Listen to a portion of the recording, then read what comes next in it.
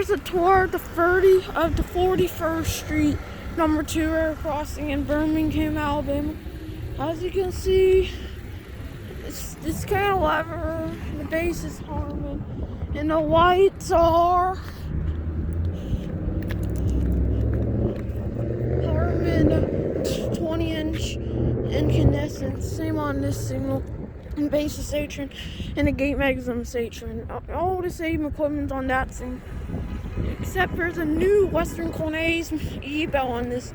Yeah, the only change at this crossing since the pedestrians recorded it is that the Safetran mechanical bell here was replaced by a Western Cornets electronic bell. So yeah, shame though.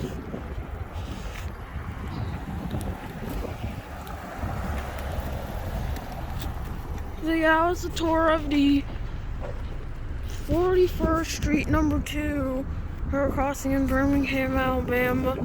Over.